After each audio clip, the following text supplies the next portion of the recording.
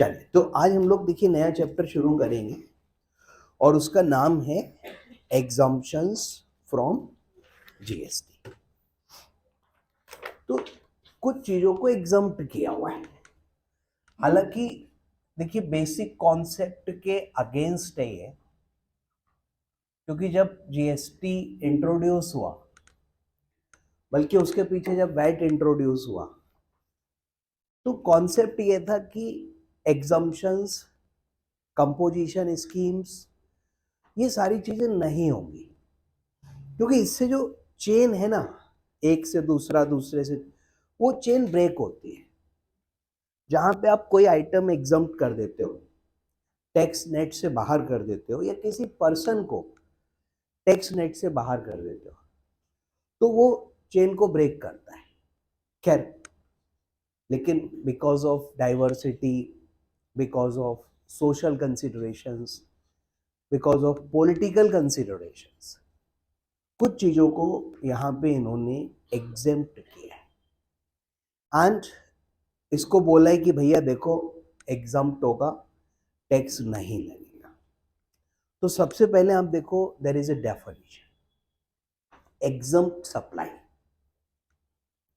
और कहते हैं कि कोई भी गुड्स या सर्विस या both which attracts nil rate of tax और which may be wholly exempt and includes non-taxable supply। Non taxable supply का मतलब है जिस पर जीएसटी नहीं लगा है। तो आगे लिखा है non taxable supply mean supply of goods और सर्विस और both which is not liable to tax under CGST और आईजीएसटी। तो supply not leviable to tax is also included within exempt supply. तो सर देखिए, exempt supply या फिर nil rate supply, और क्या था बेटा सर, नॉन टैक्सेबल सप्लाई। ठीक है, इन तीनों को हम एग्जेम्प्ट मानेंगे, यानी इस पे ना जीएसटी लगेगा और ना इस पे आईटीसी मिलेगा। फिर एक होती है आपकी टैक्सेबल सप्लाई। अब इसमें क्या बोलोगे भैया, सर इस पे जीएसटी भी लगेगा और आईटीसी भी मिलेगा। फिर आपकी एक अलग कैटेगरी आती है, that is zero rated supply. इस पर क्या होगा बेटा, इस पर जीएसटी नहीं लगेगा लेकिन आईटीसी मिलेगा।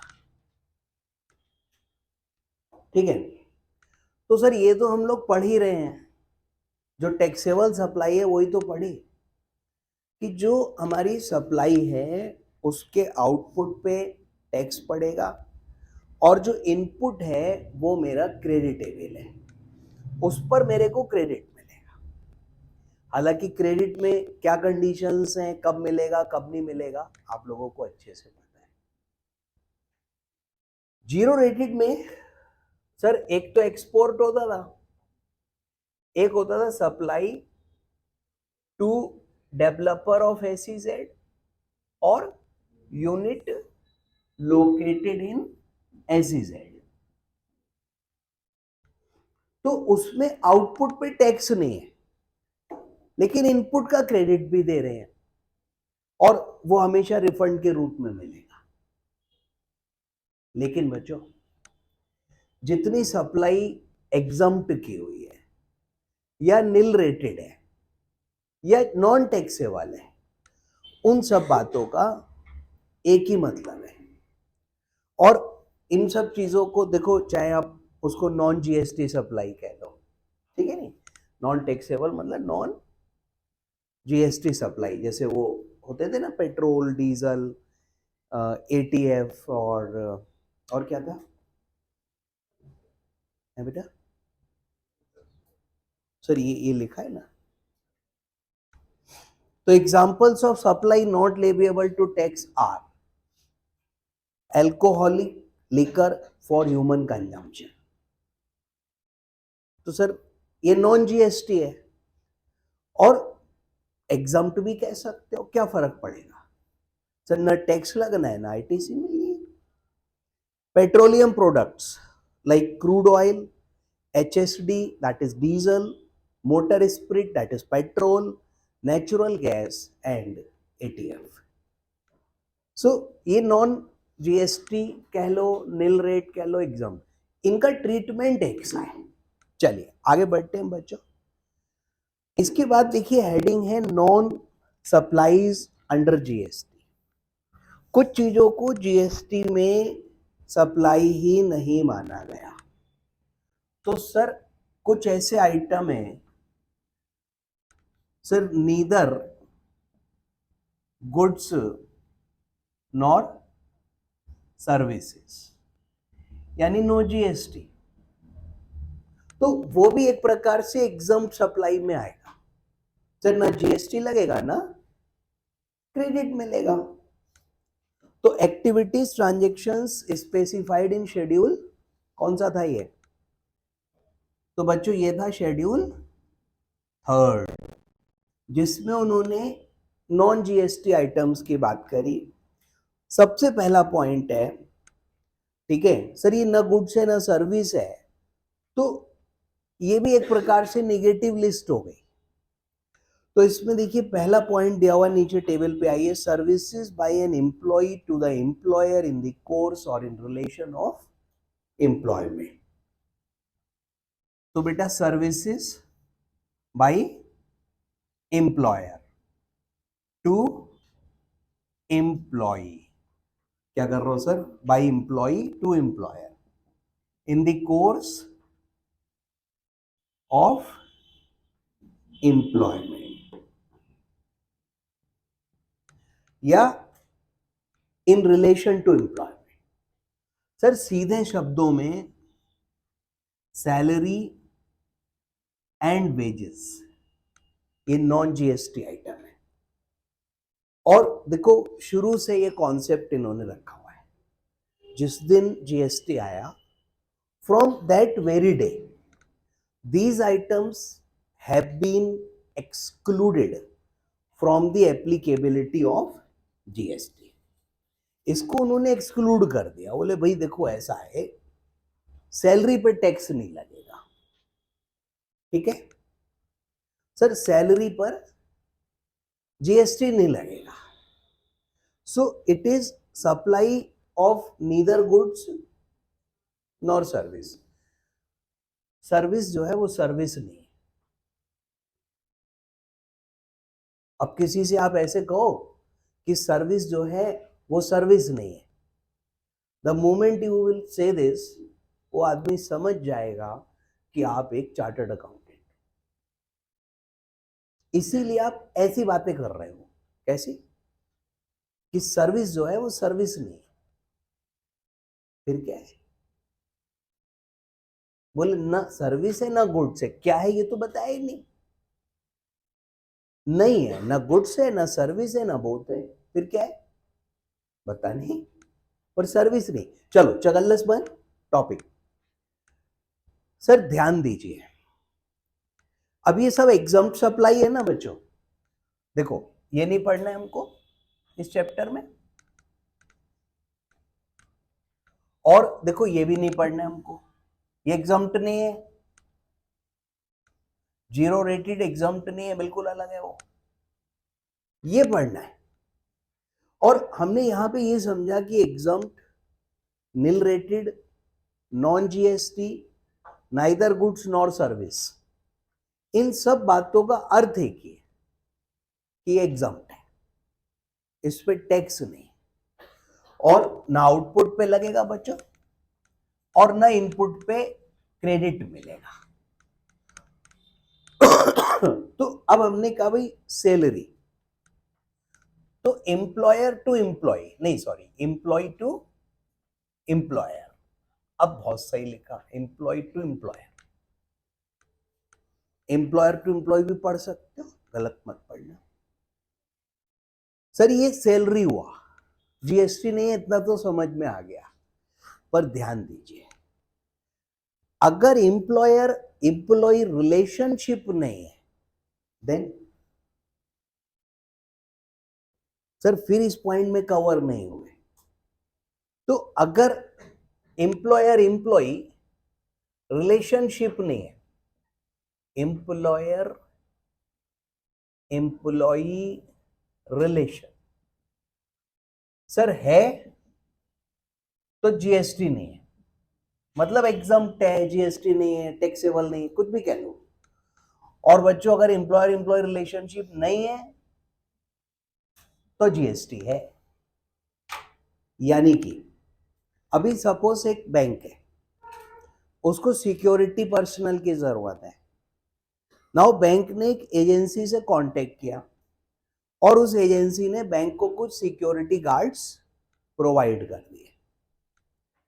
बैंक एजेंसी को पेमेंट करता है, वो security guards are employee of that agency. वो सिक्योरिटी गार्ड एजेंसी के एम्प्लॉय हैं और बैंक सिक्योरिटी एजेंसी को पैसा दे रहा है भाई। तो बच्चों आप बताओ जीएसटी लगेगा या नहीं लगेगा? बोलो बोलो। सर लगेगा, क्योंकि they are not employees of bank. Employer employee relationship होना जरूरी है। कोई सर्विसेज, आप कल को सीए बन गए and you are providing suppose internal audit services to a company, every month आप रिपोर्ट देते हो उनको और महीने में 25 दिन जाके कंपनी के ऑफिस में बैठते हो, ऑडिट चलता है आपका, लेकिन आप एम्प्लॉय नहीं हो। कंपनी आपको प्रोफेशनल चार्जेस पे कर रही है, टीडीएस 192 में नहीं काट रही है, 194 जे में काट रही है, तो भाई जीएसटी लगेगा। सर छूट तभी मिलेगी जब एम्प्लॉयर एम्प्लॉय रिलेशन होगी। This is very important. Sir पहला पॉइंट, एग्जाम्पल देखेंगे भैया। Amount received by an employee from employer for premature termination of employment. क्या बोलते हो सर? एम्प्लॉय को एम्प्लॉयर ने निकाल दिया, प्रीमैच्योर टर्मिनेशन, और कॉम्पनसेशन दिया। तो देखो है तो एम्प्लॉयर एम्प्लॉय, और टर्मिनेशन सर्विसेज के लिए नहीं है बट है in relation they are to. दोनों बातें थी ना, in the course of employment और in relation to employment. So ये एग्जम्प्ट होगा, पढ़ लो। Amount received by an employee from employer for premature termination of contract of employment are treated amount paid in relation to service provided by employee। तो ये service वाला ही माना जाता है बच्चों, और एग्जम्प्ट होता है। थर्ड देखो, casual workers. Sir example 3, casual worker का मतलब है जिसको वेजेस डेली बेसिस पे मिल रही है। सर जितने दिन काम करता उतने दिन के पैसे देते हैं, तो ये भी एम्प्लॉय है भाई। इसमें भी एम्प्लॉयर एम्प्लॉय, देखो ऐसा कहीं जरूरी है कि जो सैलरी मेरा आपका फिक्स हुआ है मंथली हो, क्या वो पर डे नहीं हो सकती है? तो क्या सैलरी अगर पर डे के हिसाब से दे रहा हूं मैं, तो वो एम्प्लॉय नहीं है, that is also employee. Next, अगले एग्जाम्पल में देखिए, जो कैजुअल वर्कर्स है they are employed through contractor. Sir ये कॉन्ट्रैक्टर के थ्रू प्रोवाइड हो रखे हैं। फिर से पढ़िए, casual workers employed by contractor, ठीक है, और बिल्डिंग कॉन्ट्रैक्ट है उस कोर्स में। अब इसमें ये देखिए कि जो कॉन्ट्रैक्टर है उसके लिए दे आर एम्प्लॉयज। सर मैं कॉन्ट्रैक्टर हूं, मेरे पास बहुत सारे वर्कर्स हैं जो कि कैजुअल वर्कर है, दैट इज डेली बेसिस पे वेजेस देता हूं, तो मेरे लिए तो वो भी एम्प्लॉय है ना, और एम्प्लॉयर एम्प्लॉय रिलेशनशिप है। और जिसकी बिल्डिंग बना रहा हूं भाई वो पैसा मेरे को देगा, वो तो कॉन्ट्रैक्ट का पैसा है, उस पर जीएसटी चार्ज होगा। बट क्या है, मैं जो एम्प्लॉइज को दे रहा हूं वो सैलरी है, मतलब वो एम्प्लॉयमेंट है। इसी तरीके से सिक्योरिटी सर्विस है।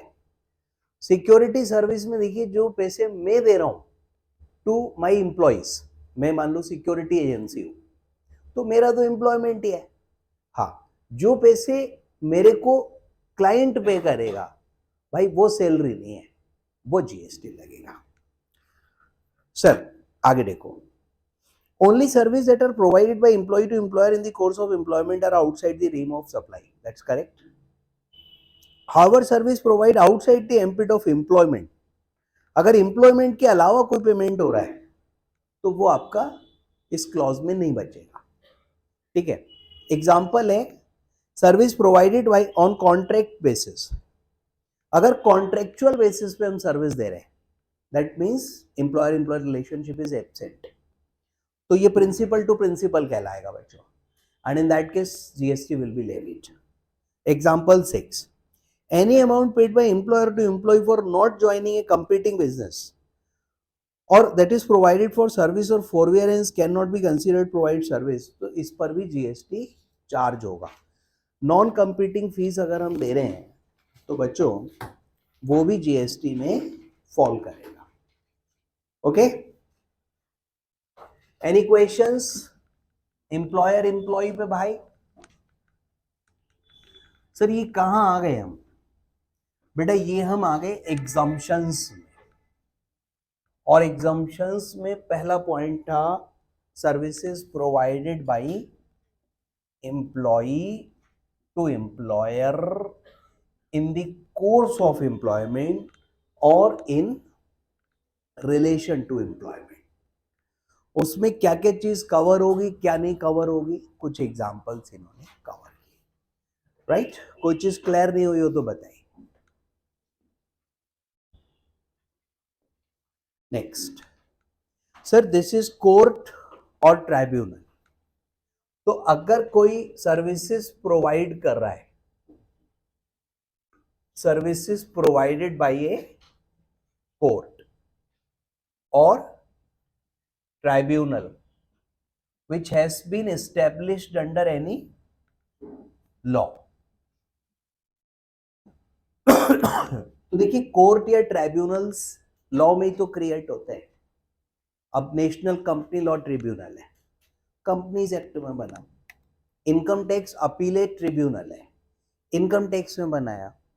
मोटर एक्सीडेंट क्लेम ट्रिब्यूनल है, मोटर व्हीकल एक्ट 1938 में बना। नाउ अगर ये ट्राइब्यूनल्स या कोर्ट्स, ठीक है, court can be district court, high court, supreme court, और वो सर्विस प्रोवाइड कर रहा है टू एनीवन, फीस भी लेते, कोर्ट फीस जाती है भाई, उस कोर्ट फीस पर जीएसटी नहीं लगता है। एग्जम्प्ट कह लो, नॉन जीएसटी कह लो, नॉन टैक्सेबल कह लो, अभी डिस्कस किया, कुछ भी कह लो। सर इसमें ध्यान रखिएगा कि जो आपका आर्बिट्रेज ट्राइब्यूनल है वो टैक्सेबल है। तो अगर आर्बिट्रेज ट्राइब्यूनल कोई सर्विसेज दे रहा है, वो क्योंकि लॉ के अंतर्गत नहीं बनाया गया है, इसलिए उसकी सर्विसेज पे टैक्स होगा। इसके अलावा सर आर्बिट्रेशन ट्राइब्यूनल याद है, आर्बिट्रेशन ट्राइब्यूनल, इसकी सर्विसेज बच्चों टैक्सेबल है और ऊपर से आरसीएम में कवर्ड है। आर्बिट्रेशन बताया था मैंने आपको, बाकी सारे ट्राइब्यूनल एग्जम्प्टेड है, but this particular is because not established under any law, so it is taxable. चलो आगे बढ़े। सर ये पहले पढ़ चुके हैं हम पॉइंट्स, रिपीट हो रहा है। शेड्यूल 3 है ये, जो कि न सर्विस है न गुड्स है। अरे यार अगला बताओ बच्चों। तो अगले में देखिए उन्होंने कहा services provided bye sir members of parliament, state legislature, panchayat, municipalities, members of other local authorities, तो ये सब छोड़ दिया इन्होंने। क्या कह रहे हैं? सर्विसेज या functions by sir MP, MLA, members of panchayat. Sir ये सब लोगों को ना इन्होंने छोड़ रखा है, म्युनिसिपैलिटी और other local authority.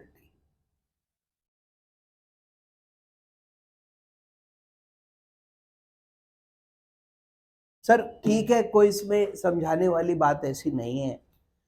Next comes duties perform who holds any post in provisions of constitution.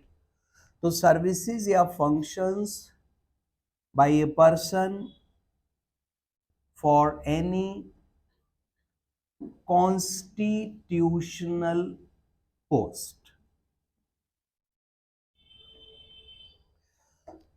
ठीक है, chief justice of India, controller and auditor general of India,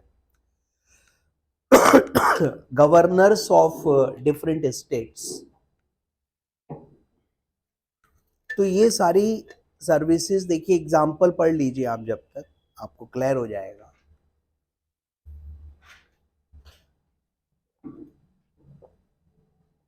sir president of India, अब ये सब कॉन्स्टिट्यूशनल पोस्ट है। Vice president, prime minister, chief justice, speaker of Lok Sabha, chief election commissioner, C&AG, chairman of UPSC, attorney general.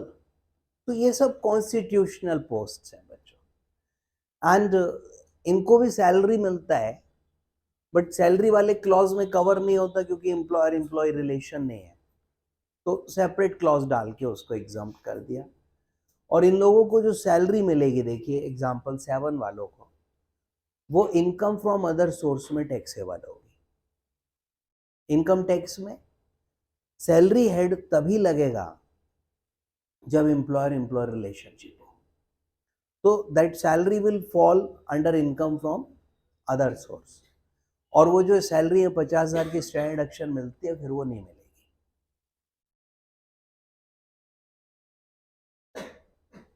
ठीक है, लेकिन salary में जो allowances और परक्विजिट्स टैक्सेबल होते हैं वो इन लोगों के एग्जाम्प्ट होते हैं, तो बहुत फर्क पड़ जाता है।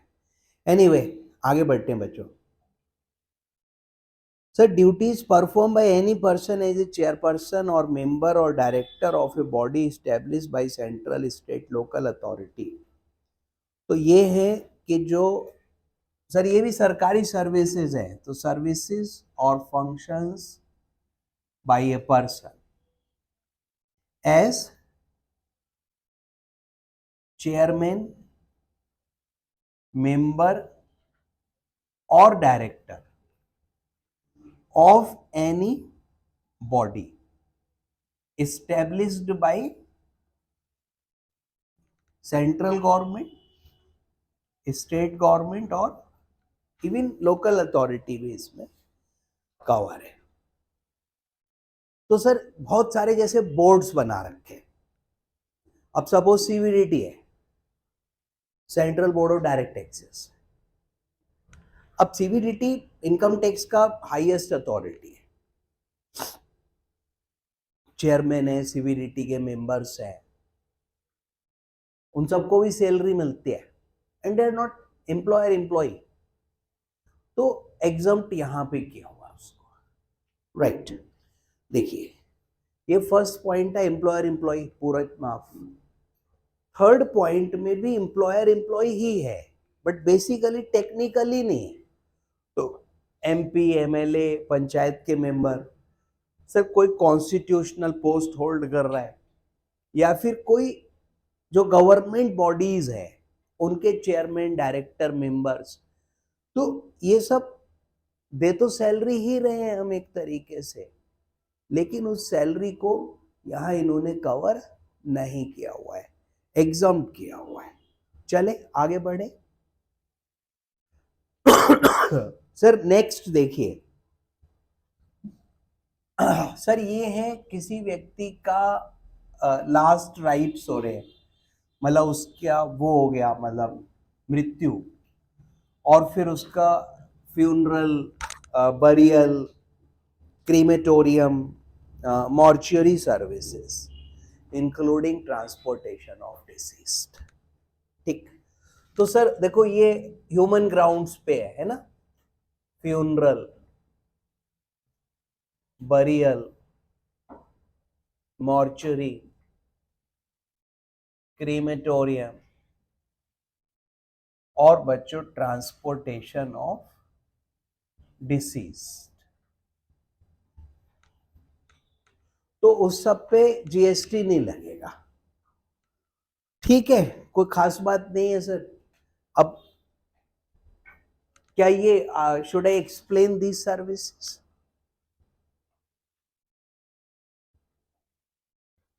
मॉर्चुरी, अरे भाई एक्सप्लेन करना है क्या? क्या क्या बवाल है ये? छोड़े, है ना, क्या करना है, याद कर लो, बस करो, आगे बढ़। भाई साहब, सेल ऑफ लैंड। अब सेल ऑफ लैंड भी नॉन जीएसटी है, आपको बहुत अच्छे से पता है बच्चों।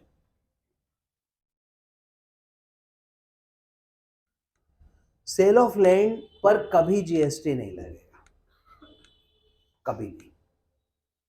बिल्डिंग, सर बिल्डिंग में कलेश है, और उसमें कंडीशन क्या थी? No consideration before completion certificate. तो सर वही चीजें रिपीट हो रही है। अगर कंप्लीट होने से पहले कंसिडरेशन का एक पार्ट भी ले लिया तो फिर वो कंस्ट्रक्शन सर्विस में चली जाएगी, टैक्स लग जाएगा, जीएसटी लग जाएगा। But once it is completed, completion certificate has been issued, so फिर वो टैक्स नहीं हो सकता, और फिर उस पर हम टैक्स नहीं लगाएंगे या नहीं लग सकता। आइए, एक्शनेबल क्लेम्स। बच्चों, एक्शनेबल क्लेम पर जीएसटी नहीं है।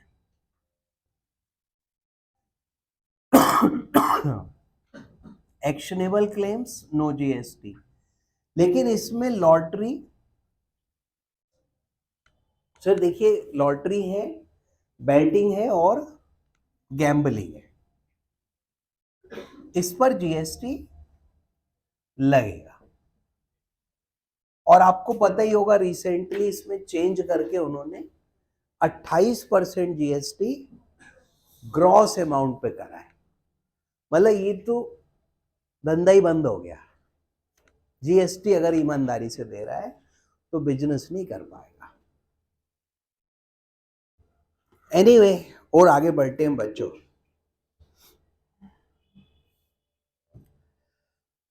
सर 7 नंबर है out and out supply, merchant supply, यानी supply from a non taxable territory to another non taxable territory without entering taxable territory। अरे मतलब क्या है sir? Sir supply from non taxable territory to non taxable territory. और बताओ sir, उसमें भी condition है, विदाउट एंटरिंग इंडिया, मतलब बाहर से ही सप्लाई हो गई।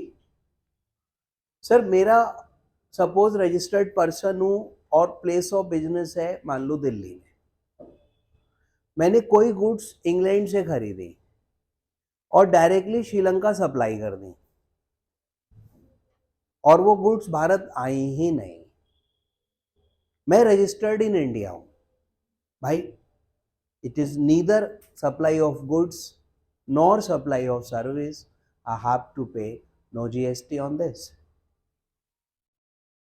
ये नॉन टैक्सेबल है, भले ही मैं यहाँ रजिस्टर्ड हूँ, but because supply from non taxable territory to non taxable, ठीक है, इंग्लैंड से माल खरीदा बेटा और श्रीलंका भेज दिया, ठीक है। आई होप ये समझाने की जरूरत नहीं है, दोनों नॉन टैक्सेबल टेरिटरी है। अरे ब्रिटेन, श्रीलंका, वहां पे जीएसटी थोड़ी लगा लोगे इंडिया वाला, या हम लगा सकते हैं? सर देखो, कर तो कुछ भी सकते हैं। अभी चांद को वहां पे हमने कब्जा किया है और चीजें भेजी है, और एक अलग डिमांड आना शुरू हो गई है that moon should be declared. पता ही होगा हमको, क्यों वीडियो पे बुलवा रहे हो? आजकल कुछ भी वायरल हो जाता है, बच्चों है नहीं बोलूँगा। हाँ नहीं तो मेरे को सिर्फ पढ़ाने दो। तो देखो समझ गए, इस सप्लाई को आउट एंड आउट सप्लाई कहते हैं, बाहर की बाहर से सप्लाई, और इसको मर्चेंट ट्रेडिंग भी कहते हैं। सर एग्जांपल है विवेकानंद। अब विवेकानंद से लग रहा है ये रजिस्टर्ड इन इंडिया है। इन्होंने गुड्स यूएसए से खरीदी जब वहां पे लेक्चर देने गए, और उसके बाद इन्होंने कनाडा में बेच दी, और बेटा गुड्स भारत आई नहीं। तो भले ही आदमी भारत में, हमारा एग्जाम्पल एकदम से चुरा लिया इन्होंने। बस इंग्लैंड की जगह इन्होंने बेटा यूएसए कर दिया, श्रीलंका की जगह कनाडा कर दिया, और बाकी तो आपको पता ही है। चलो example number 8, point 8, that is supply of warehoused goods to any person before clearance for home consumption। याद है ये वाला पॉइंट आप लोगों को? इसमें क्या होता था सर, गुड्स अभी क्लियरेंस नहीं हुआ है और अभी वेयर हाउस में है, कस्टम्स के, ऑब्वियसली कस्टम्स के वेयर हाउस में। सर क्या होता है, जब तक आप कस्टम ड्यूटी पे नहीं करोगे वो गुड्स क्लियर नहीं करते हैं, आप उसको ले जाकर नहीं सकते, पोर्ट पे पड़ी रहेंगी, वेयर हाउस में रख देंगे। तो अगर वेयर हाउस में गुड्स हैं, they have not been cleared for home consumption, ठीक है, एंड इन बिटवीन आप सेल करते हो, तो वो सेल भारत में नहीं मानी जाती है। फिलहाल जीएसटी नहीं लगता है बच्चों। तो वेयर हाउस गुड्स अगर आप बेच रहे हो, this is point 8, sale of warehoused. Warehouse भी किसका है ये? अरे कस्टम वालों का है सर। तो custom warehoused, sale of warehouse goods by 1% to another, तो हो गई देखो। तो उस पर भी जीएसटी नहीं लगेगा भैया, और before clearance for home consumption, ठीक है। पढ़ो, Radheshyam imported goods in India, import किया बंदे ने। सर तभी तो होगा, देखो अगर आपने इंपोर्ट किया, इंपोर्ट करके गुड्स अभी रास्ते में, ट्रांजिट, ठीक, ट्रांजिट के बाद बेटा वो भारत पहुंच गई, भारत पहुंचेगी तो कहां पहुंचेंगी? Custom station. कस्टम स्टेशन में भी जब तक ड्यूटी पे नहीं कर दोगे, क्लियरेंस नहीं होगा, वेयर हाउस में पड़ी रहेगी। उसके बाद देखो क्लियरेंस होगा। Clearance means goods entering into India. तो अगर इस बीच में बेच लोगे तो जीएसटी नहीं लगेगा, और अगर इस सिचुएशन में बेच लोगे भाई तो भी जीएसटी नहीं लगेगा। Once they are cleared in India and sold, फिर नॉर्मल सेल है। तो बच्चों, supply of warehoused goods, ठीक है, राधेश्याम इंपोर्टेड गुड्स, लेकिन कस्टम बॉन्ड वेयर हाउस में डाल दिया, क्लियरिंग नहीं हुई। सर इनने कस्टम ड्यूटी नहीं दी, मैं क्या करूं? उन्होंने गुड्स नहीं दी, कस्टम वालों ने रखे रहते, ऊपर से वेयर हाउस का किराया और चार्ज करेंगे अभी, हाँ उस पर लगेगा जीएसटी, वो तो इंडिया में है। सर किराए पर तो लगेगा, without in the meantime Radheshyam sold these goods to Sitaram. धार्मिक प्रश्न है, लेकिन देखिए एग्जम्पशन रहेगी, अब धर्म के नाम पे एग्जम्पशन नहीं दे रहे हैं। Sir this transaction between Radheshyam Sitaram neither supply of goods nor service. और देखो supply of goods by consignee to any person by endorsement of document of title after goods have been dispatched from port of origin located outside India before clearance for home consumption. तो sir ये पीछे वाला भी उन्होंने कर दिया कि supply of goods in transit to India by transfer of documents. बेटा ये सप्लाई तो डॉक्यूमेंट ट्रांसफर करके ही होगी. And this is covered in the definition of import. मैंने इंपोर्ट किया, goods are in transit and in between मैंने बेच दिया. ठीक है, तो वो जो दूसरे पर्सन ने खरीदा है ना, वो भी इंपोर्ट है, उसका भी इंपोर्ट माना जाएगा. ओहो, चलिए example 10. Person of India imported goods from Japan. तो जापान से गुड्स चली बच्चों. Goods were in high sea. High sea, ओ हाई सी मतलब रास्ते में, समुंदर के अंदर है. और बताओ, और बच्चों इसने बेच दिया जिनेश को. बेचने वाला कौन? Registered in India. खरीदने वाला कौन? Registered in India. गुड्स कहां पर है? ओरिजिन के प्लेस से भारत की ओर आ रही हैं. Goods are in transit and goods are sold through transfer of documents. बच्चों ये neither supply of goods nor service, no GST on this. जबकि बेचने खरीदने वाले दोनों भारत के अंदर पड़े हुए, मतलब भारत के अंदर हैं, मतलब हैं प्रभु, हैं, खत्म. चलिए तो आगे बढ़ते. कोई नहीं सर, मैं डायरेक्ट एंट्री वालों को ढूंढ रहा था, दिख नहीं रहा मुझे. Did I miss anyone? नहीं. तो 3 लोग थे हमारे बीच में जो कि आज दिख नहीं रहे हैं. सर उनसे सवाल पूछता कि ये जो शेड्यूल 3 में 8 पॉइंट्स हैं, नीदर गुड्स नॉर सप्लाई, क्या उसको फॉर्म 3CD क्लॉज 44 में इंक्लूड कर रहे हैं या छोड़ रहे हैं? That was the question. लेकिन इसका जवाब वही दे सकता है जो टैक्स ऑडिट्स कर रहा है, जो फॉर्म 3CD भर रहा है. क्लॉज 44 वही तो बता पाएगा. और आजकल टैक्स ऑडिट की सीजन चल रही है, आपको पता ही है. 30 सितंबर इज लास्ट डेट. आपका कोई दोस्त आर्टिकल शिप कर रहा होंगे ही, उसको फोन लगाना और उससे सिर्फ ये पूछना, भाई क्या हाल चाल है. सिर्फ इतना पूछना, कैसे दिन कट रहे हैं. और उसके बाद आप उसका दुख, उसकी तकलीफ, उसका दर्द आपके कानों तक जाएगा. दिल पे मत लेना, क्योंकि कल आपने भी गुजरना उस दौर से.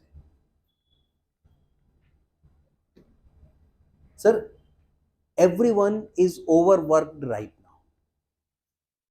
काम जोर शोर से चल रहा है, लोग लेट नाइट तक सेटिंग कर रहे हैं, मेहनत कर रहे हैं और दिन भर टैक्स ऑडिट रिपोर्ट्स बनाते हैं. अब उसमें फॉर्म 3CD तो भरेंगे ना, क्लॉज है 44, उसमें GST, registered, unregistered input supply की रिपोर्टिंग करनी है. और technically those goods, those supplies which are neither goods nor service should not be reported in clause 44, because वो ना गुड्स है ना सर्विस है. वहाँ हेडिंग है गुड्स और सर्विस जो रिसीव हुए फ्रॉम रजिस्टर्ड, फ्रॉम ऐसा हमको उसका बाइफर्केशन देना होता है. तो ये देना ही नहीं चाहिए. और सब दे रहे हैं, या तो आदमी दे ही नहीं रहा है, क्लॉज 44 की रिपोर्ट में 0 लिखता है, फिर डिस्क्लेमर डालता है कि the SSC is not maintaining proper records which can enable us to calculate the input supplies from registered and unregistered. मतलब वो कह रहा है हमें पता ही नहीं, और या फिर सारी फिगर डाल देता है. दोनों ही गलत हो रहे हैं, देखो दोनों ही ठीक नहीं है। कोई नहीं सर, आप क्यों टेंशन ले रहे हो, आप थोड़ी साइन कर रहे हो ऑडिट रिपोर्ट पे, जो साइन कर रहा है उसको टेंशन लेने दो। आओ जी आगे बढ़े भाई साहब। एग्जाम सप्लाई कुछ पूछना है किसी को? Exemptions from GST. तो देखिए, एक तो एग्जाम्पशन हो गई जो शुरू से अगर याद करूं तो कुछ गुड्स पे उन्होंने कहा भाई जीएसटी नहीं है। सर इस शेड्यूल 3 में आपको petrol, diesel, aviation fuel, natural gas, crude oil और liquor, alcoholic liquor for human मिला क्या? नहीं था। सर वो नॉन जीएसटी आइटम्स है, उन पर जीएसटी कभी लगा ही नहीं। So those items were absent, लेकिन है वो भी एग्जाम्प्ट। सर ट्रीटमेंट तो वही है ना। फिर हम गए शेड्यूल 3 में, neither goods nor service, 8 point अभी पढ़े। So no GST. तो इन अदर वर्ड्स ये भी एग्जाम्प्ट है। तो एग्जाम्प्ट की देखिए एक कैटेगरी क्या हो गई, नॉन जीएसटी आइटम्स। सर ये एग्जाम्प्ट की कैटेगरी है, ठीक है, पेट्रोल डीजल और अभी तो लिस्ट गिनाया। और दूसरी कैटेगरी कौन सी हो गई? Sir neither supply of goods nor services. तो उसको कह रहे हैं ना तू गुड्स है ना तू सर्विस है। अरे तो क्या है ये? सर ये कहीं डिफाइन नहीं है कि ये क्या है, पर है नहीं कुछ, ठीक है। नहीं, आपने एक कहानी सुनी होगी, एक छोटा बालक था, भगवान का भक्त था, और वो हमेशा भगवान विष्णु को याद करता रहता था। उसके पिताजी कहते थे मैं भगवान हूं, तू मेरी पूजा कर। वो कहता था तुसी नहीं हो। फिर पिताजी के पास एक वरदान था अलग किस्म का, कि ना कोई इंसान मारेगा, ना कोई जानवर मारेगा, ना दिन में मरेंगे, ना रात में मरेंगे, ना घर में मरेंगे, ना बाहर मरे, ऐसी स्टोरी थी, याद है? और फिर एक दिन भगवान जी खंबे में से बाहर आए, आधा शेर आधा इंसान आधा वो, तो न इंसान न भगवान न शैतान, मतलब क्या बोल रहे हो, गलत हो गया ये। फिर बेटा अभी शाम का टाइम था, ना दिन ना रात, और बिल्कुल दरवाजे के बीच में मारा, ना घर में ना बाहर। मतलब लॉ हैज ऑलवेज एक्सेप्शंस, और वो एक्सेप्शंस में ले जाके उसको, तो तब से समझ में आया कि कानून सीधा नहीं होता। बच्चों एक लिस्ट बना देते, बोले ना ना अलग अलग बनाएंगे, जे आइटम जीएसटी नहीं है, जे आइटम गुड सप्लाई नहीं है। हमने कि अच्छा अब बताओ और क्या है? बोले अब जीएसटी भी है, माने इसमें भी कवर हो रहे हैं, गुड्स या सर्विस की सप्लाई भी है। हमने कि फिर, बोले फिर हम नोटिफाई करके एग्जम्प्ट करेंगे, हम बताएंगे कि जो एग्जम्प्ट होंगे। तो ये this is your third category. और आप देखिए सेक्शन 11 ऑफ सीजीएसटी एक्ट। और बच्चों ये सेक्शन भारत सरकार को अधिकार देता है, सर गवर्नमेंट को अधिकार देता है क्या, कि वो एग्जम्पशंस दे सकते हैं। तो भारत सरकार के notify on the recommendation of GST council to exempt generally, absolutely, conditionally goods or service or both from whole or part of the tax जो कि डेट भी नोटिफाई करेंगे। और बच्चों ये नोटिफिकेशन विल बी इश्यूड, ठीक है, after considering public interest. Sir special order भी इश्यू हो सकता है, और अगर गवर्नमेंट को ठीक लगता है कि जो 1 और 2 में उन्होंने इश्यू किया उसका एक्सप्लेनेशन वगैरह दे सकते हैं, तो ये देखो अधिकार इनको दे रखी है, और एग्जम्पशन का अधिकार है। तो देखिए इनकम टैक्स में और जीएसटी में दोनों में एग्जम्पशंस है। अब वहां पे लाइक हमने पढ़ा एग्रीकल्चर इनकम एग्जम्प्ट होगी, याद करो, इनकम टैक्स एग्रीकल्चर एग्जम्प्ट होगी सेक्शन 10(1). अब यहां पे 10 की जगह हो गया 11, ठीक है। अब वहां देखोगे इनकम टैक्स में तो सेक्शन 10 में बहुत लंबी लिस्ट थी, ये इनकम एग्जम्प्ट होगी, ये इनकम एग्जम्प्ट होगी, ऐसा कर दिया। यहां पर इन्होंने सेक्शन 11 बनाया और कोई लिस्ट नहीं दी, एक आइटम नहीं लिखा कि दिस वुड बी एग्जम्प्ट, बल्कि सेक्शन 11 ने सेंट्रल गवर्नमेंट को अधिकार दे दिया कि you just issue A notification. तो बच्चों एग्जम्पशंस में सेंट्रल गवर्नमेंट क्या इशू करेगी, नोटिफिकेशन इशू करेगी। सर रेकमेंडेशन होगी उसके पास ऑफ जीएसटी काउंसिल, और गुड्स को एग्जम्प्ट कर सकते हैं, सर्विसेज को कर सकते हैं, दोनों को कर सकते हैं, होली कर सकते हैं बेटा, और पार्शियली कर सकते हैं।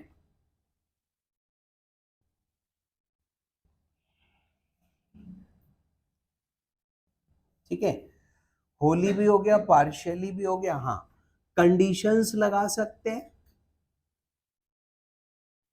कंडीशंस नहीं भी लगा सकते हैं, ठीक है। उस नोटिफिकेशन में उस चीज को सब्जेक्ट टू कंडीशंस कर सकते हैं, और कंडीशन नहीं लगाएंगे तो एब्सोल्यूट एग्जम्पशन हो जाएगी, एब्सोल्यूटली। और बच्चों डेट टू बी नोटिफाइड, जिस तारीख से जब से जो एग्जम्पशन देंगे तो वो एग्जम्पशन हो जाएगी। This is 11(1).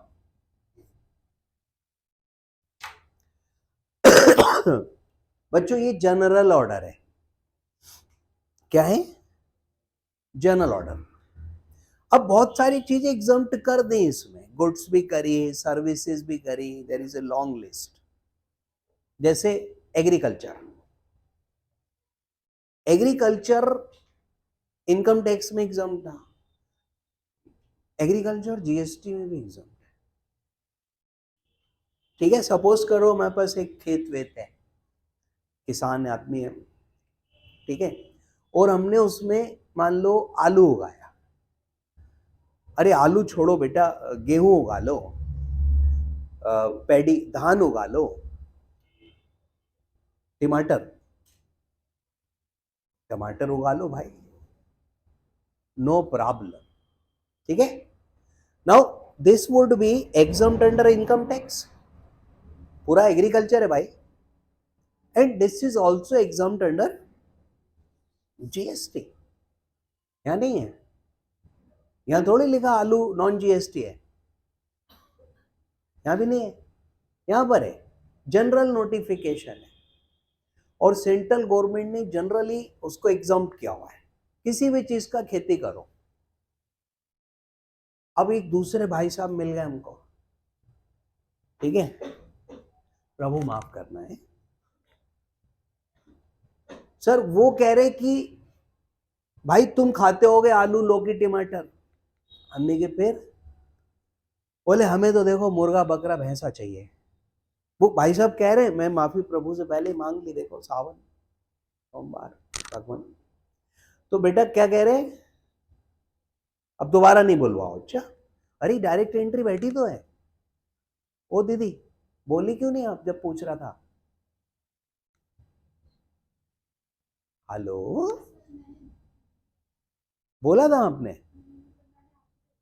आपने मैं जब देखा, अरे कितना बड़ा काम करा आज आपने। ओ माय गॉड, प्रभु बचा के रखियो। तो आगे बढ़ते हैं, देखिए। और सर जी, अब बंदा जो है ना मुर्गे की खेती कर रहा है। देखो please do not take it otherwise, बुरा मत मानो, शब्द गलत हो सकते हैं, कॉन्सेप्ट का कोशिश करो पकड़ने का। सर मुर्गे की खेती मतलब पोल्ट्री फार्मिंग, ये बोलते हैं ना, पोल्ट्री फार्मिंग वर्ड तो होता है ना। और सर इसमें वही मुर्गी और ये और वो, मतलब ये पूरा चल रहा है उसका। हिंदी में इसको मुर्गी पालन कहते हैं। वेरी गुड, आप कैसे जानते हो?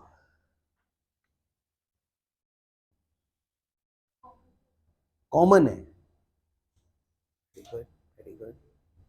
कुछ टेक्निकलिटीज बता सकते हैं? वैक्सीनेशन कैसे होता है मुर्गियों का, कितने दिन तक करना पड़ता है, कब से शुरू करते हैं, और उसको फुली ग्रोन होने में कितना टाइम लगता है, फिर कितने समय तक वो अंडे देती रहती है और उसके बाद फिर वो बेकार हो जाती है, तो फिर उसको एनीवे फिर कभी समझाऊंगा बच्चों, पूरा प्रोजेक्ट पोल्ट्री फार्मिंग का आई कैन एक्सप्लेन कि कैसे क्या होता है। आप अच्छा बढ़िया बिजनेस एक जमाने में हुआ करता था। अभी टॉपिक पे आओ यार। सर क्या समझा रहा हूं मैं ये पूछ रहा हूं, इज इट एग्रीकल्चर? तो जब आप इनकम टैक्स वाली डेफिनेशन पढ़ते हो तो ये कतई एग्रीकल्चर नहीं है, क्योंकि वो कह रहे जमीन उगना चाहिए, खेती होनी चाहिए, है ना। लेकिन जब आप जीएसटी में एग्रीकल्चर पढ़ोगे तो ये एग्रीकल्चर है। इनकम टैक्स की एग्रीकल्चर डेफिनेशन प्योर वेजिटेरियन है, जीएसटी की definition veg plus non veg है। सब मैं कुछ नहीं कर सकता, and all this is written in the notification. Exempt किया हुआ है उन्होंने एग्रीकल्चर को, and non veg has been included in agriculture. सारे जानवरों की रियरिंग एग्रीकल्चर है एक्सेप्ट हॉर्स। मतलब आप मुर्गी पालन करो, बकरी पालन करो, मछली पालन करो, सब एग्रीकल्चर एग्जाम्प्ट। लेकिन अगर घोड़ा पालन किया तो टैक्सेबल। अब घोड़ों ने विरोध किया कि भाई ये क्या तरीका है, जब सारे जानवर एग्जाम्प्ट हैं तो हम पे क्यों टैक्स लगा दिया तुमने? जवाब है पर वीडियो पे बोल नहीं पाऊंगा। सर इट्स ओके, आप इसमें तो मत ही परेशान हो, है ना, टॉपिक पे रहो रहो बेटा। तो ये भी एग्जाम्प्ट हो गया, this is 11.1।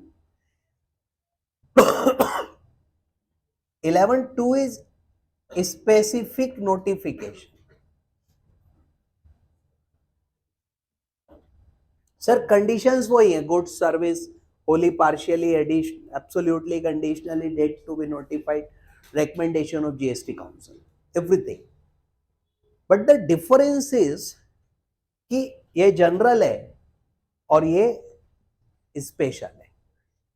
General notification will apply to anyone who is engaged in that activity which is notified. For example agriculture, ठीक है, आप करोगे तो एग्जाम, मैं करूंगा तो exam. It is not specific to any person, it will apply to any person, ठीक। लेकिन सपोज अभी वो एक गोल्डन टेम्पल करके Amritsar, now they are doing some charitable activities and initially that was taxable. Later on they opposed and government issued a specific notification that these activities carried on by golden temple shall be exempt. Now what? So this will not apply to anyone. This will apply to a specific person. So it is 11.2. Okay. Remaining conditions are same to same, I am not repeating. तो बच्चों जब हम इस notification में जाएंगे तो इसको पढ़ेंगे, यही चैप्टर है, और जाएंगे और जाएंगे और जाएंगे और जाएंगे बच्चों, बाहर आना मुश्किल है। सर ये वही नोटिफिकेशन है जिसमें महाभारत काल में अभिमन्यु अंदर घुस गया था और फिर बेचारा बाहर नहीं निकल पाया, फंस गया वो अंदर, और उसका फिर वो वाला सर्विस हो गया जो नाइदर गुड्स नॉर सर्विस में है।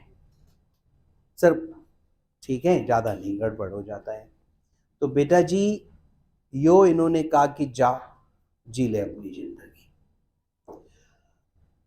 सर आइए page number 3, heading number 1, power to exempt. तो भारत सरकार ने अपने पास पावर रख लिया और जब मन होता है नोटिफिकेशन इशू कर देते हैं, जब मन होता है उसमें चेंजेस कर देते हैं, और जब मन होता है नोटिफिकेशन विथड्रॉ कर लेते हैं। सर इसकी वजह से सुबह दोपहर शाम चेंजेस कर रहे हैं लोग। अब अगर ये लॉ में लिख के लाते, पूरी एग्जम्पशंस की सब क्लॉजेस बना के लाते, तो for every change they had to amend the law. उसके लिए पार्लियामेंट होगी, सेशन होगा, ये होगा, मतलब ऐसा आराम से नहीं हो पाता रोज रोज। नोटिफिकेशन क्या है, जरा सा इशारा करा, सीबीआईसी ने इशू कर दिया, Central board of Indirect Taxes and Customs. CBDT था, Central board of direct Taxes, CBIC, Central board of Indirect Taxes and Customs. तो ये नोटिफिकेशन इशू कर दे रहे हैं, जब मना तब कर देते हैं, मतलब भारत सरकार की तरफ से करते हैं बच्चों, भारत सरकार करती है on the recommendation of GST council. GST council हर 2 महीने मीटिंग कर लेती है, रिकमेंडेशंस कर देती है, और रिकमेंडेशन क्या मतलब चल ही रही है, घर की कितनी है।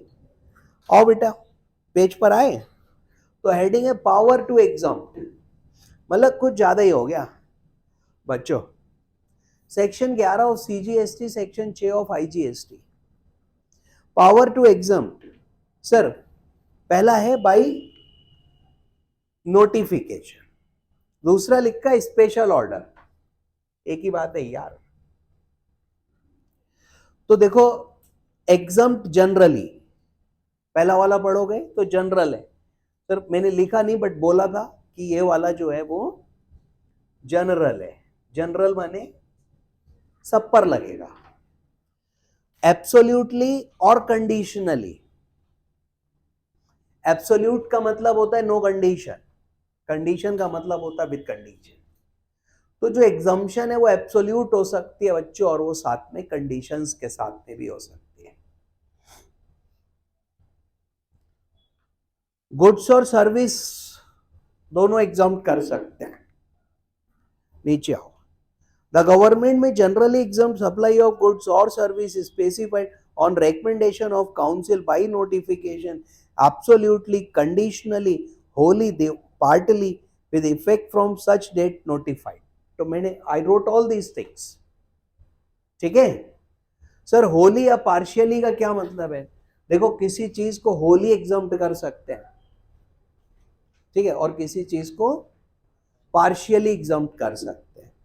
पार्शियली एग्जाम्प्ट करने का मतलब है कि सपोज कोई सर्विस है, उस सर्विस पे 50% पोर्शन एग्जाम्प्ट कर दिया, रिमेनिंग 50 पे टैक्स लगा दिया, और पूरे पे टैक्स लगा दिया लेकिन रेट कम कर दिया। बात तो वही है, मेरा 18% RNR है, अब कोई सर्विस मैंने आधी छोड़ दी, बची आधी पे 18 लगा दिया, या ऐसा करूं पूरे पे 9 लगा दूं? बात तो वही पड़ेगी बेटा। तो इस प्रकार की एग्जम्पशंस भी हैं, होली और दिवाली, मतलब पार्शियली बेटा। सर दिवाली कब है आपकी बार? Anyone knows the dates? 13 तारीख की, 12,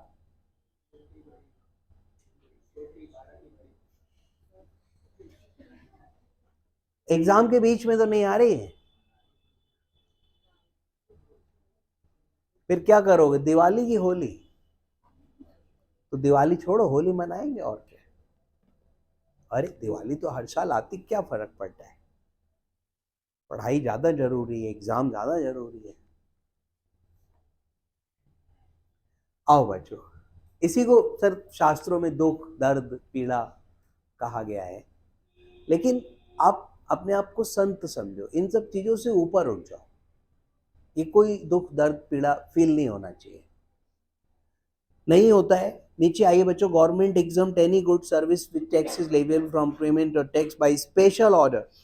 स्पेशल ऑर्डर भी कर सकते हैं, और देखिए ये एक्सेप्शनल केसेस में इशू होगा, ये नहीं बार बार इशू करेगी सरकार, ये रेयर है, कम होगा। सर ऐसे थोड़ी किसी पर्टिकुलर को एग्जाम्प्ट कर दिया, लेकिन होता है, मैंने आपको एग्जाम्पल दिया। चलिए तो बच्चों आगे चलेंगे।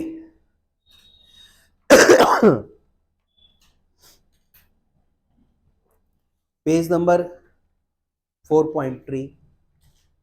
और बच्चों इस नोटिफिकेशन के अंदर जाने का मतलब है, मैंने अभी आपको एग्जाम्पल दिया था, महाभारत काल में भी ये नोटिफिकेशन थी, और एक छोटा बच्चा इस नोटिफिकेशन के अंदर चला, और बेटा वो दिन और आज का दिन वो वापस नहीं आया, जिसकी वजह से जो लड़ाई थी वो और सीवियर हो गई। क्या टॉपिक, अब पहले बात करेंगे एग्जम्प्टेड गुड्स की, फिर बात करेंगे एग्जम्प्टेड सर्विसेज की। आप देखेंगे अगर पेज 3 पे एग्जम्प्टेड गुड्स करके हेडिंग है, जो कि सिर्फ एक पेज की मटेरियल है। आप पेज पलटेंगे 4.4 पे आएंगे, एग्जम्प्टेड सर्विसेज की हेडिंग है, और मैं ये बताने की स्थिति में नहीं हूं ये कितने पेज बाद खत्म होगा, क्योंकि ये शुरू होता है। सर आपने पढ़ा होगा कुछ चीजें ऐसी होती हैं जिनका ना आदि होता है ना अंत होता है, मतलब ना स्टार्ट ना एंड, जैसे भोलेनाथ। लेकिन टेक्स्ट में कुछ चीजें ऐसी होती हैं जिनका स्टार्ट तो होता है पर एंड नहीं होता, करना पड़ता है। पलट लिए पेजेस, मिल गई शांति। शांति बच्चों उस दिन मिलेगी जिस दिन अच्छे नंबरों से एग्जाम में पास हो। आइए तो देखिए, गुड्स एग्जम्प्ट फ्रॉम टैक्स बहुत छोटा सा है, ज्यादा स्टोरी नहीं है, तो मैं भी कुछ कह नहीं पा रहा हूं ज्यादा। फिलहाल एग्जम्प्टेड गुड्स मैंने हेडिंग डाली है, और बच्चों list of item have been notified in section 11.1। 11.1 में नोटिफाई होगा, ये तो हमें पता है। और these items have been exempted from whole of the tax, पूरा टैक्स माफ कर दिया, इन चीजों पे जीएसटी नहीं लगाया भारत सरकार ने। We are so much thankful to Government of India for exempting its people from GST on these goods. आपको कहीं भी मोदी जी मिले तो प्लीज उनको हमारी तरफ से धन्यवाद पहुंचा दीजिएगा। बच्चों, since GST is a tax on common man, everyday item used by common men have been made uncommon, exempted किए गए हैं। आइए क्या क्या चीजें हैं बच्चों, आप देखिए। पहला आइटम है आटा। Sir should we write these things on board? बताओ बेटा, पहला आइटम आटा, दूसरा बताओ मैदा, हिंदी में लिखूंगा, तीसरा है बेसन। अरे बता दो यार, याद नहीं है मुझे ये। Unpacked food grains, unpacked, unpacked मतलब खुले। सर क्या बोलोगे? फूड ग्रेन्स, अनाज, वाह वाह, कौन है भाई, भौतिक कर रहा इंसान निकला ये। और देखिए मिल्क,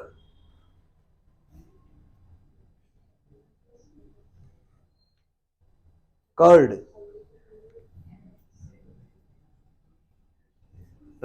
लस्सी, अरे सर फ्रेश वेजिटेबल्स,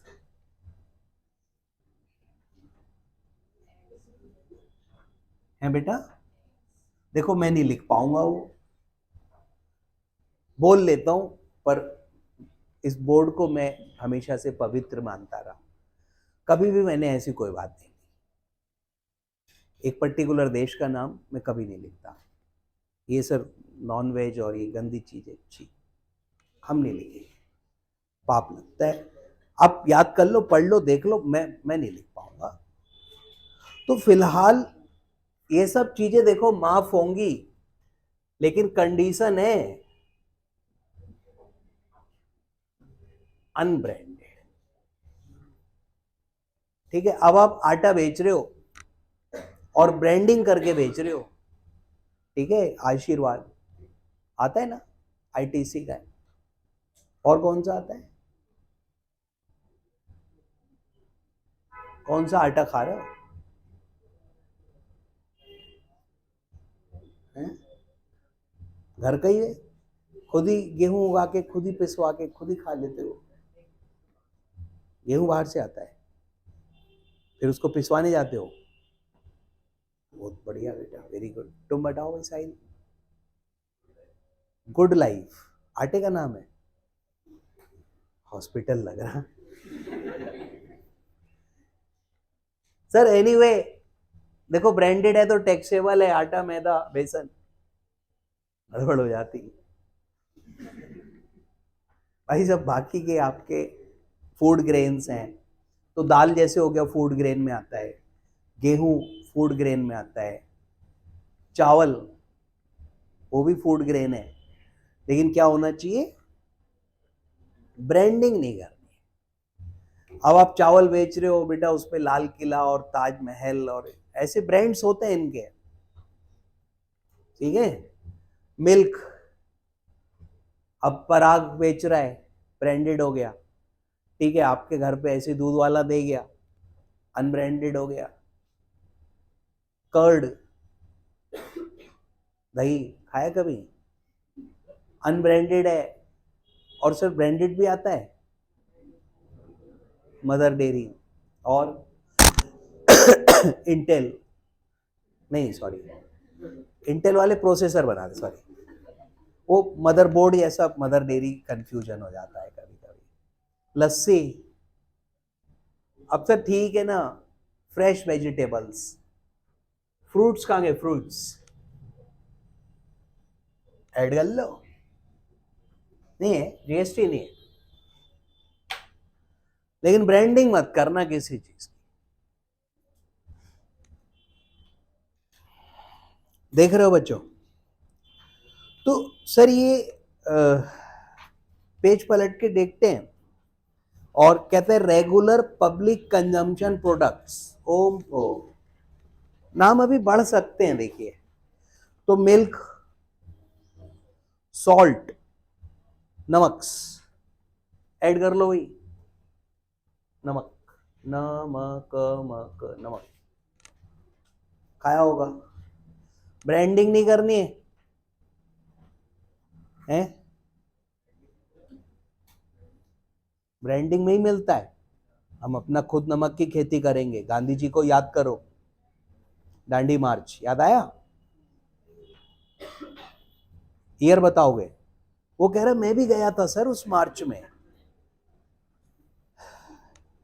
सर नीचे देखिए चित्र, पहला आइटम 0301 HSN है ये सर, ये इसको इग्नोर मार दें, बट जीएसटी नहीं है, लेकिन क्या जिंदा होना जरूरी है, लाइव लिखा हुआ है सर, मरे हुए पे भी नहीं लगेगा, don't worry. Fresh milk, potato, grapes, अरे इंडियन नेशनल फ्लैग, ये तो रह गया बच्चों, इंडियन नेशनल फ्लैग को भी माफ किया हुआ, उस पर भी जीएसटी नहीं है सर। ठीक है, देश के झंडे पे जीएसटी नहीं लगेगा। कितने हजार करोड़ के झंडे आपको लगता है बिक जाते होंगे? कितना बड़ा मार्केट है इसका। और ब्रांडिंग करके बेच रहे हैं, ब्रांडेड झंडा। सर नहीं है, ठीक है। और देखो इसके बराबर में देखो बेटा, प्लास्टिक बैंगल्स। अब अगर आपके मन में संदेह आ रहा है कि किसी और प्रकार की बैंगल्स हैं तो क्या होगा, तो जो लिखा है वो पढ़ो, और बाकी इन बच्चों से पूछो। देखो किसी के हाथ में मेरे को दिख तो नहीं रही। एनीवन? नहीं, किसी भी टाइप की, गोल्ड, सिल्वर, प्लास्टिक, कोई और मेटल, कोई नहीं है। छोड़ो, इधर कोई नहीं मिला। अब मुझे मजबूरी में इधर पूछना पड़ेगा। सो भाई हमें इतना डिफरेंस नहीं आता कि ये कड़ी है या कड़ा है। भाई क्या कहोगे, इंग्लिश में बोलो। Bangla, bangle is female, so it's Bangla. बोलो बोलो, क्या पता। So we got one. और देखिए क्योंकि ये प्लास्टिक नहीं है तो एकदम, तो क्यों चगल्लस कर रहे हो यार।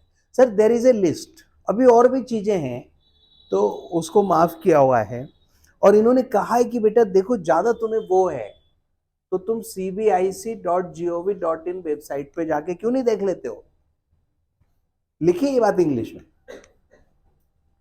फिर उसके बाद लिखा है नॉलेज के लिए, एग्जाम में नहीं है। ये लिस्ट हमारे सिलेबस में नहीं है।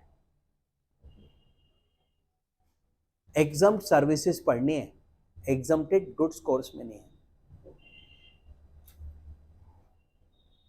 तो गुड्स उन्होंने बस बता दी, बात खत्म कर दी।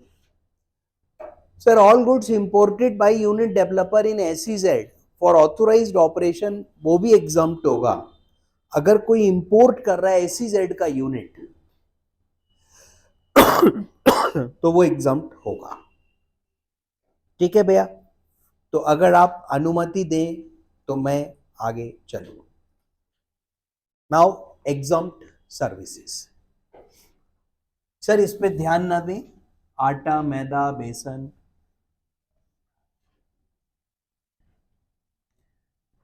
ये सब खाया होगा बच्चों हम लोगों ने।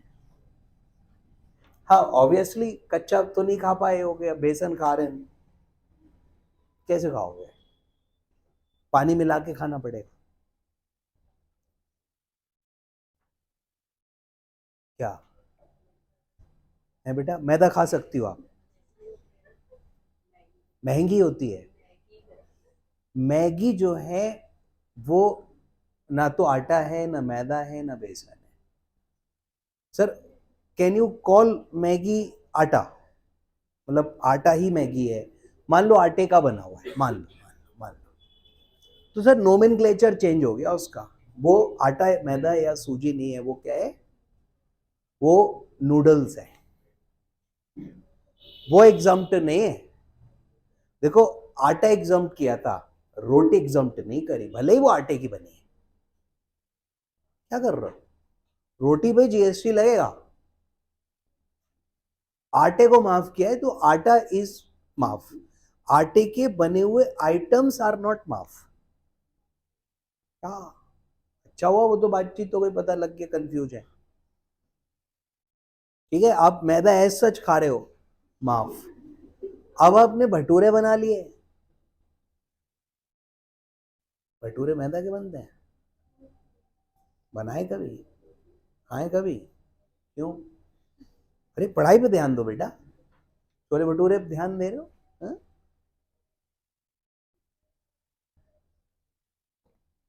सर शुरू करें सर्विसेज को। तो देखिए पहला पॉइंट उठाते हैं, और चैरिटेबल ट्रस्ट। तो सर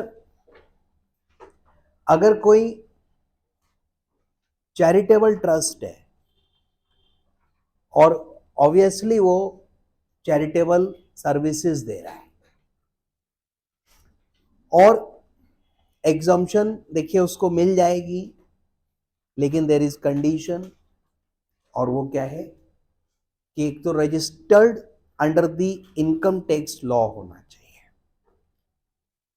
और दूसरा स्पेसिफाइड है। ऐसा नहीं है कि सारा ट्रस्ट का एग्जाम्प्ट है, जनरल एग्जाम्पशन नहीं है। सर पहले इन्होंने हेडिंग डाली है charitable activities bye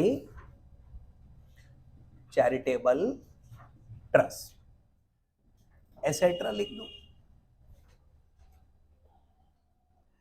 sir service by an entity registered under section 12AA। तो भाई साहब देखो, एक तो वो आपका रजिस्टर्ड होना चाहिए, और दूसरा वो आपका स्पेसिफाइड चैरिटेबल सर्विस प्रोवाइड करना चाहिए।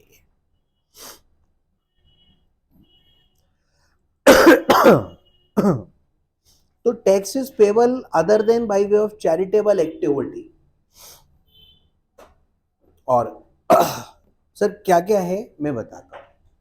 तो दो कंडीशंस में, पहली कंडीशन क्या थी कि वो registered under section 12AA of income tax है, और दूसरा बच्चों स्पेसिफाइड चैरिटेबल सर्विस, तब एग्जम्प्ट होगा। इट्स नॉट लाइक कि एनी चैरिटी इज एग्जम्प्ट। आपको स्पेसिफाइड चैरिटी करनी है,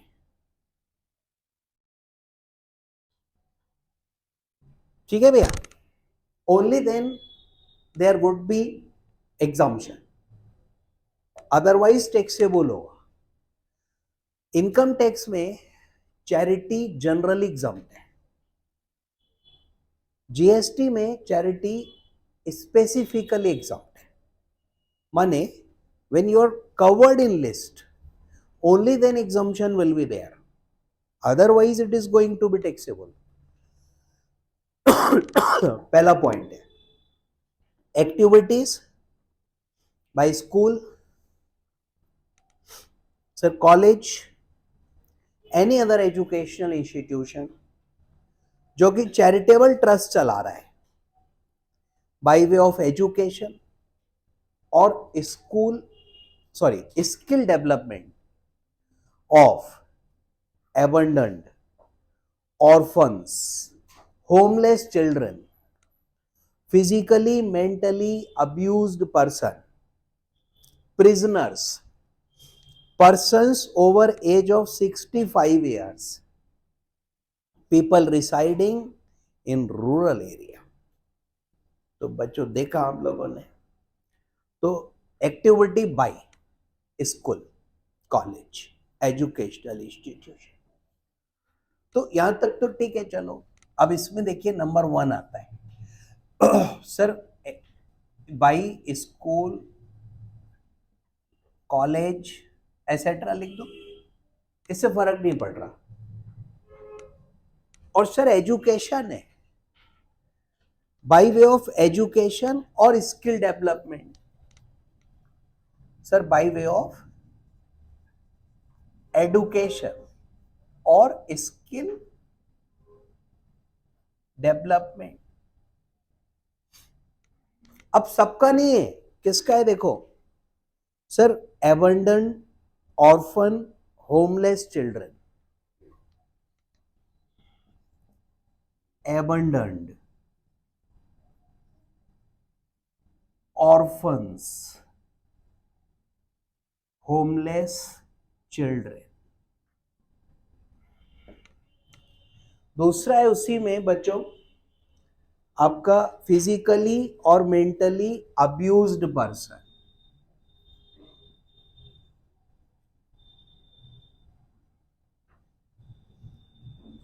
और बताइए सर, अरे बता तो रहा हूं बेटा। तीसरा है उसी में प्रिजनर्स, यानी समझते ही हो आप ये सब। चौथा है persons of more than 65 years of age, बुजुर्गी कह सकते हैं इसको तो। और बेटा उसके बाद है रिसाइडिंग इन रूरल एरिया, तो resident of rural area.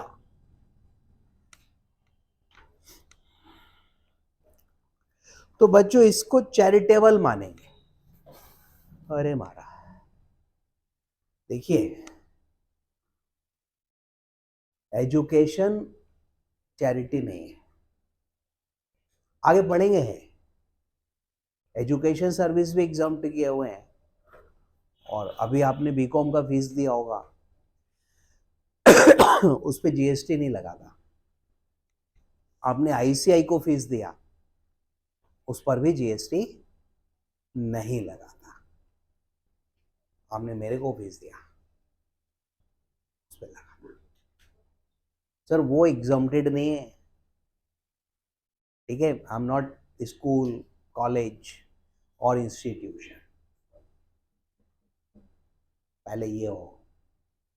Sir उसके बाद वो अभी सीए वाला हम लोग बाद में पढ़ेंगे। सर ये तो बिल्कुल ही ऐसे लोगों को सर्विस दे रहे हैं, देखो कि क्या बोले, है ना, एबंडेंट चिल्ड्रन। कौन है ये बच्चे? सर जिनका उनके घर वालों ने परित्याग कर दिया। हाँ मतलब 2 साल का बच्चा था, एक दिन गाड़ी में बिठा के ले गए, फिर उतारा उसको, कह रहे तू बेटा यहाँ खेल। वो अपने गेम वूम में लग गया, गाड़ी लेके चले आए और उसको उधर ही छोड़। मुझे क्यों देख रहे हो, मैं तो बताया कौन बच्चे हैं ये। ऑर्फन्स, ठीक है, होमलेस, मतलब कैसे बच्चे हैं। सर मुझे ये बता दो, क्या हमारी एक्टिविटी इनमें से किसी क्लॉज में आ सकती है?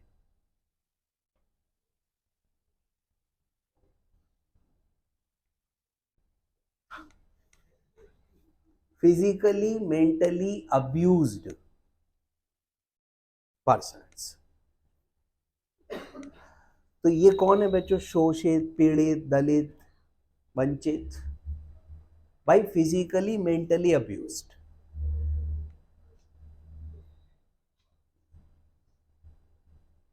अब विजय माल्या को मान लो, नहीं तो वो जेल में कहाँ है? 6, ये वाला पॉइंट कभी कभी फील तो आता था।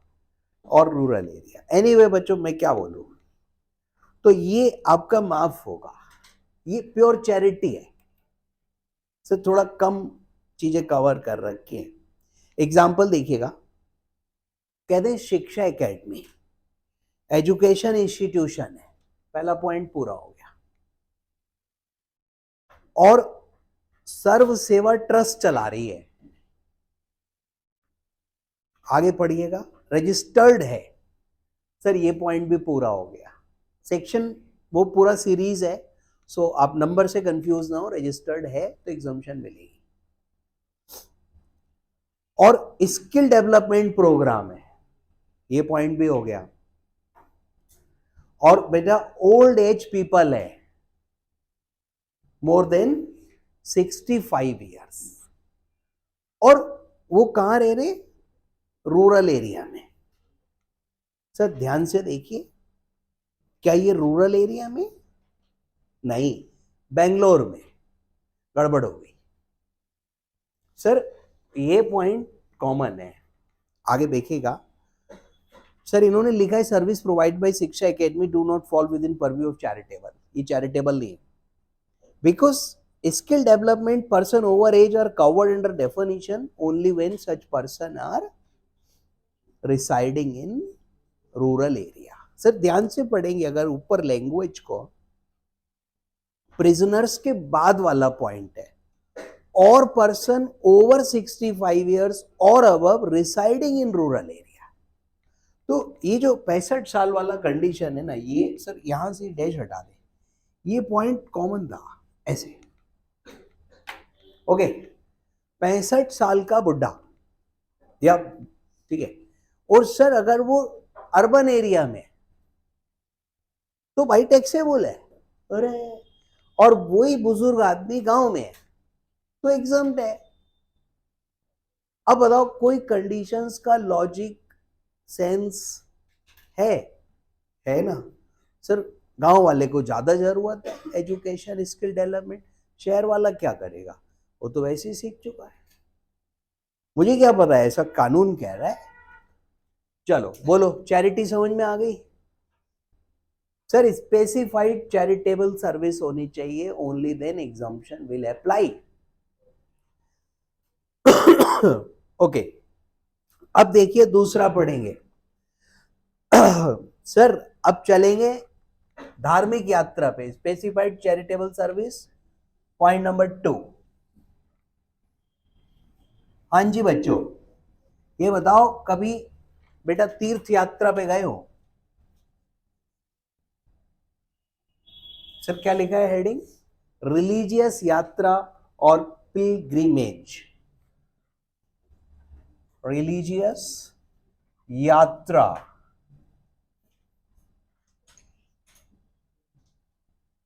बराबर है। अरे सर इसको हिंदी में तीर्थ यात्रा कहते हैं बेटा। तो आप मुझे जवाब तो दे दो बेटा, गए हो कभी आप लोग या नहीं गए? कौन कौन हो आया भाई तीर्थ यात्रा? हाथ उठाओ। कभी नहीं गए आप? अरे हाँ, कहीं पे भी जहां गए हो ये तो तुम बताओगे। तीर्थ कर भगवान जी के उसमें, मतलब वृंदावन भी गए थे तो वो तीर्थ यात्रा है। हरिद्वार गए हो गंगा जी नहाने, सब गए हैं। नहीं, कुछ लोग जीवित पे नहीं पहुंच पाते हैं। तो बच्चों सभी गए हो गए, आप मना कर दी।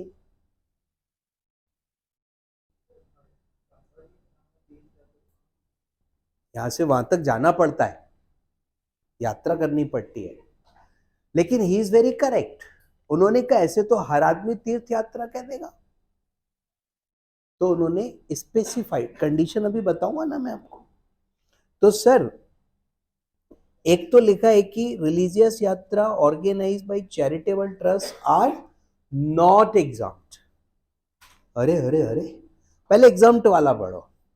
ओनली सच सर्विस जो कि pilgrimage are provided specified organisation जो कि फैसिलिटेटेड बाय गवर्नमेंट है, अंडर बायलेटरल एग्रीमेंट है, केवल वही एग्जाम्प्ट होगा। फिर से पढ़ो। Only such service of religious pilgrimage provided by specified organization for religious pilgrimage facilitated by government under bilateral arrangement are exempt from GST। समझ रहे हो? तो सब नहीं ऐसे थोड़ी माफ कर देंगे तीर्थ यात्रा। यहाँ तो हर आदमी तीर्थ यात्रा पे घूम रहा है, संडे को कांवर उठाई ले गई चल दिए, मंडे को हर हर बोले और बेटा जय भोले और बोले तीर्थ यात्रा हो गई।